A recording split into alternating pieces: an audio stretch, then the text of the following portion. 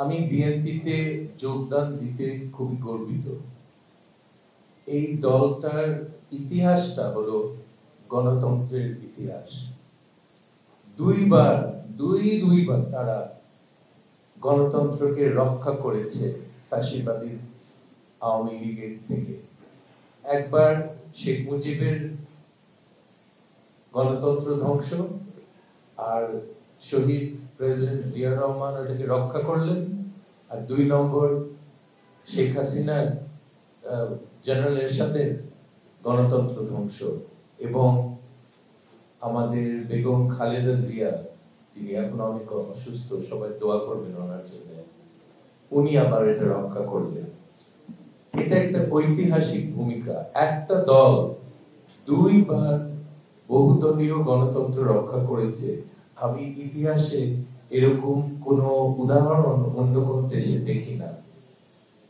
এইসব কারণে আমি বিএনপির প্রতি আকৃষ্ট, এবং শহীদ প্রেসিডেন্ট জিয়া রহমান আমার আদর্শ।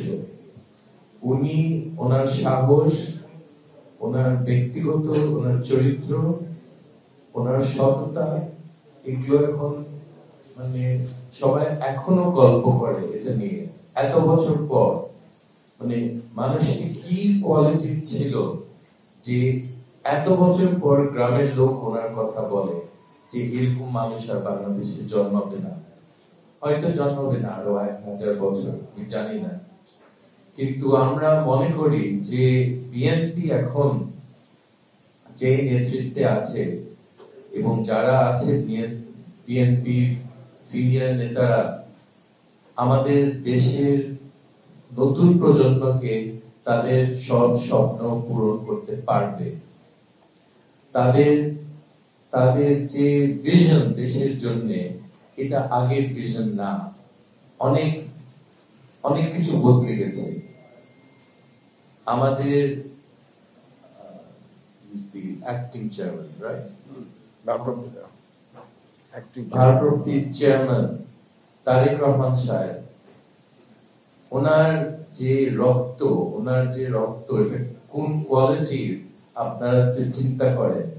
বাপ কি ছিল এবং মা কি আছে, এটা ইনক্রেডিবল। এটা আর কারো নাই, এটা বাংলাদেশে আর কারো ওই কোয়ালিটির ব্লাড লাইন নাই, আপনাদেরকে বলতে পারি।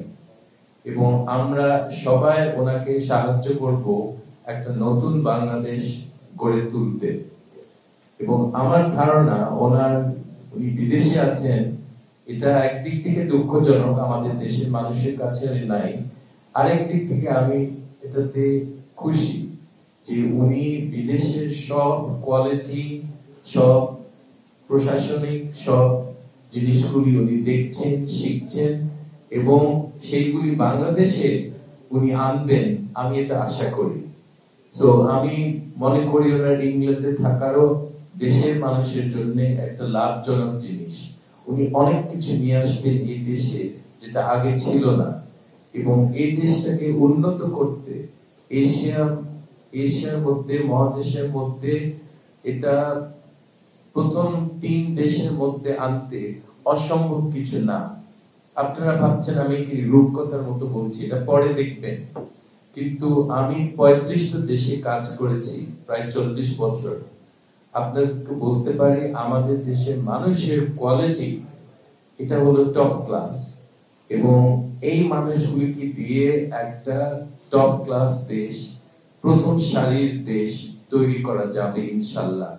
এবং বিএনপির এই সুযোগটা যদি ভোটাররা দেয়, তাহলে আপনারা দেখবেন তারা কি পাবে এই দেশের জন্য, এবং ভবিষ্যৎ প্রজন্মের জন্য তারা কি করতে পারবে, আপনারা তখন দেখতে পারবেন।